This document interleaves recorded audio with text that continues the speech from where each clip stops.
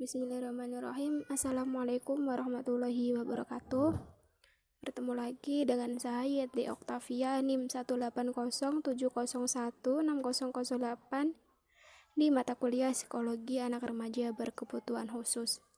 Di sini saya akan membahas tentang studi kasus ADHD, Attention Deficit Hyperactive Disorder.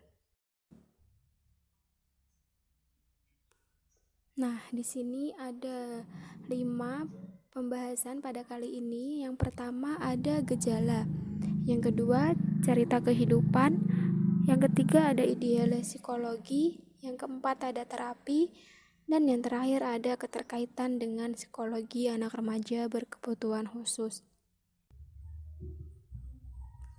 Sebelum kita lanjut ke studi kasus, kita harus tahu dulu nih apa itu ADHD. Seseorang dapat memenuhi salah satu kriteria ADHD, yaitu jika kurangnya perhatian atau inatensi, atau hiperaktivitas dan kompulsif ataupun keduanya. Kondisi ini terjadi selama periode paling tidak 6 bulan, yang mengakibatkan pertumbuhan seseorang tersebut menjadi tidak sesuai dengan tingkat pertumbuhan usia normal. Selanjutnya yaitu ada gejala ADHD. Yang pertama ada hiperaktif, kondisi di mana anak berada pada kegelisahan yang berlebihan. Misalnya, anak suka berlari-lari atau melompat-lompat berkeliling ruangan. Yang kedua yaitu inatensi, di mana kondisi anak tidak dapat fokus pada satu pekerjaan. Seringkali tidak menyelesaikan satu pekerjaan dengan tuntas dan mudah kehilangan barang. Yang ketiga yaitu impulsif, kondisi di mana anak suka melakukan pekerjaan secara tiba-tiba dan spontan. Misalnya, tiba-tiba memukul teman, mengganggu kegiatan orang lain, dan tidak sabar menunggu giliran. Selanjutnya kita masuk pada studi kasus. Nah, yang pertama ada identitas, nama Dede, nama disamarkan, tanggal lahir 3 November 2013, usia 7 tahun, agama Islam, sekolah di SDN 5 Bebatan, Surabaya. Kita lanjut ke gejala ya.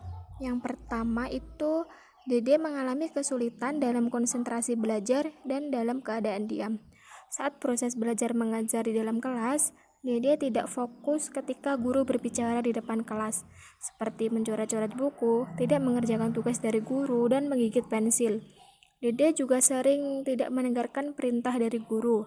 Instruksi yang diberikan selalu berulang-ulang agar Dede mengerti. Saat belajar di dalam kelas, Dede ini suka berdiri dari tempat duduknya, memukul meja, menggedor papan, dan menaikkan kaki di atas kursi. Dede ini juga suka melihat aktivitas yang dilakukan oleh teman-temannya. Seringkali Dede mengganggu temannya, seperti melempar buku pada teman atau orang yang ada di depannya, memukul dan menjahili teman. Dede ini siswa ADHD dengan lambat belajar. Dede sangat malas sekali bila belajar. Ketika disuruh oleh guru, sering tidak mau melaksanakan dan semaunya sendiri. Kita masuk ke kehidupan subjek. Orang tua subjek ini kurang kooperatif dalam membantu subjek dalam perkembangan perilaku dan akademik subjek, terutama konsentrasi dalam belajar. Karena orang tua subjek ini lebih menyerahkan sepenuhnya kepada terapis dan guru kelas dalam mengembangkan perilaku subjek dan akademik subjek. Orang tua subjek ini tidak begitu menerapkan aturan kepada subjek agar subjek ini disiplin dan patuh. Ketika subjek tidak mau belajar atau sulit untuk belajar, biasanya orang tua subjek akan membiarkan anaknya ini bermain dan melakukan kegiatan semaunya. Hal ini orang tua subjek lakukan agar subjek tidak marah, sehingga perkembangan akademik subjek dan konsentrasinya tidak begitu baik. Orang tua di sini kurang memiliki konsistensi kerjasama dalam meningkatkan konsentrasi belajar subjek, sehingga perkembangan subjek tidak begitu mengalami peningkatan yang cukup baik dalam meningkatkan konsentrasi belajar subjek, ketika subjek mulai bosan belajar di dalam kelas dan kesulitan pada pelajaran. Kita masuk ke ideal psikologi. Pada anak usia 7 tahun, dengan ideal psikologi yang pertama, anak memiliki rasa peduli terhadap orang lain di luar anggota keluarganya. Yang kedua, terbuka dengan perasaan dan pemikiran yang dimilikinya. Yang ketiga, mulai memahami perbedaan antara yang baik dengan yang buruk. Yang keempat, mulai memiliki rasa bersalah atau rasa malu. Selanjutnya kita masuk pada terapi. Di sini terapis memberikan yaitu terapi perilaku dan terapi permainan. Pada terapi perilaku sendiri diberikan pada subjek agar subjek mampu meningkatkan pemahaman dan kepatuhan subjek terhadap aturan. Terapi ini seperti menyuruh subjek untuk duduk tenang, tidak memukul meja, dan mampu menyelesaikan tugas yang diberikan terapi dengan baik.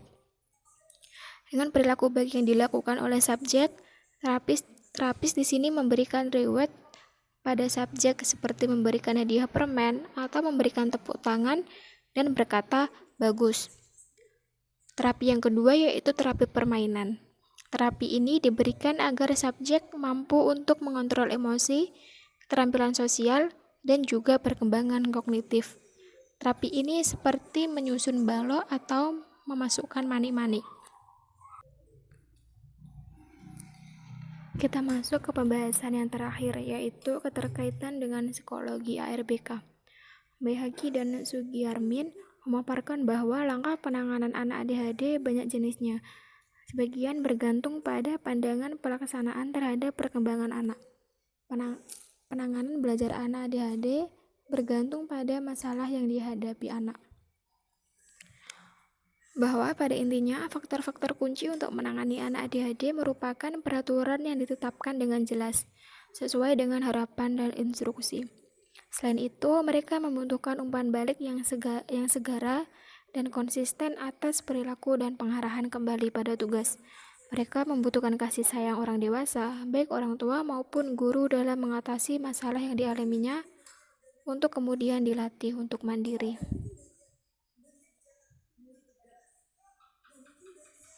Nah, sekian dari saya. Semoga bermanfaat. Jika ada salah kata, mohon maaf yang sebesar-besarnya. Wassalamualaikum warahmatullahi wabarakatuh.